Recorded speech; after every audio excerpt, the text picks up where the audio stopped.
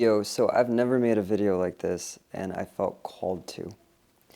And if you don't know who I am, my name is Kyle. I make music as Beware of Darkness. I've written everything, co-produced or produced everything, played all the instruments but drums, lead singer, guitar, all of it. I just wrote this book called Thank God for Depression. But the reason I wanted to make this video is because I've gotten the same question over the years. And I was teaching a guitar student last week, and he asked me the same question. And the question is, what happened? What happened to Beware of Darkness? He's like, you guys blew up, and you were everywhere, and then you disappeared, and were nowhere. And I wanted to tell my side of the story, and I wanted to share my experience because I think it can help other people. And I think it can shine a light on the music industry and how it works and stuff. So I'm going to try to be very succinct with this, not bore you with it, but the short story is that before I got signed, and I got signed at like 18 or 19, I think, like young, but before I was signed, I was 17 and I was depressed, like suicidal depressed, like didn't want to be alive anymore. I felt like I was 95 going on 96, like I thought life had nothing to offer me. And then a year later, I managed to get signed. I got a manager, a record label, attorneys, band, like the whole gambit. And it was a trip because the more that I was pulling away from this material reality, all my dreams happened. And after that, it happened really quick. Like within 6 months to a year, I think we made the first record, which was one of the hardest / worst experiences in my entire life, making Orthodox. I went through a bunch of creative trauma and then a bunch of trauma with the people that I was working with. And it was really, really hard for me. So then, 6 months after that, we were on the road. And like, I met the guys on Craigslist. We didn't have that story of like being friends since, we were 5. Like, so we were learning who each other were on the van, in the van, on the road, touring and stuff. So you got to understand that like, I was depressed and I made that assumption of like, oh, maybe if I get famous, maybe if I make my dreams come true, maybe if I'm a famous rock star, maybe if we get radio play, that my depression will heal and I'll feel better about my life. And what happened was, again, very quickly within a year and a half, 2 years or something, we were touring and we got money and we made all our dreams come true. And like the lesson was a hard pill to swallow because it didn't fix anything. And what I realized was it only compounded all the shadow parts of myself that I was unwilling to feel.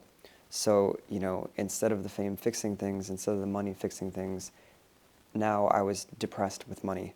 Now I was depressed with a band and more responsibilities and a crazy schedule. And again, I dealt with a bunch of creative trauma that was really, really hard to swallow that affected me for probably 5 to 7 years after that. So we toured that record and it was a success. I never once felt successful. I never once felt like I made it. Even after Conan, even after the top 5 rock hit, even after all the streams, I still felt like a loser inside. And, I'm not telling this as a sob story. I'm not telling this as a feel bad, but I want you to know the inner reality sometimes of it's easy to look at someone's life who's successful or a rock star or famous and you think, oh my God, wow, they have everything, they're so happy. And there's always, the inner story and the outer story. So I'm here to share the inner story, and like I've come to terms and peace with all this. But so what happened was like I went through all those experiences, and then it was very confusing because here I had this entity, this Beware of Darkness band, that on one hand made all my material dreams come true, but then on the other hand, it became so traumatizing and so painful that I didn't know what to do with it. And the only thing that makes sense for me was to destroy it. Like, here is this thing that caused me all this pain, all this emotional pain. I don't know what to do with it. So the only thing I knew how to do was just destroy it and break it up. And with the Are You Real record, we had a publishing deal that I was supposed to get a certain amount of money if I wrote this record. So I decided I'm going to write a record to get that publishing money and just peace out to some island somewhere which was totally wishful thinking. And like on a creative trauma level, like on the orthodox, I'm gonna rant a little bit and like, veer off, but like creative trauma is real. And before the orthodox record, I could write songs in 5 minutes. I could channel in 10 minutes, lyrics, melodies, bridges, verses, everything in 5 minutes, 10 minutes, a half hour, like very quickly. It was free flow. And then after I went through all this, these experiences with the Are You Real record, I couldn't write songs anymore. Like, it took me 3 months to write a song. Everything came in bits and pieces. It was like putting Lego blocks together. So I put the Are You Real record, it took me a year to put together with the expectation of like, I will get this payday from the publishing company. So we finished the record. It was an amazing experience working with Jim and Catherine. And then the publishing company dropped me. So that was a hard pill to swallow. And then we went through some lineup changes, which was also very hard for me to swallow. And I didn't deal with it well. So then I started having panic attacks, and like the depression was still unresolved. And then we did 1 or 2 more tours with that Are You Real lineup. And then everything again just got so overwhelming and so painful. There was so much suffering that like, again, like the only thing I knew was to just like tear it apart and stop it. And I didn't, at that time, I wasn't talking about my mental health. I wasn't talking about depression. I opened up to a few people in my team about depression, in my camp about depression. I was not met with a lot of support. And then I just decided, like, I'm done. Like, I'm completely done. I can't do this anymore. It's not worth it.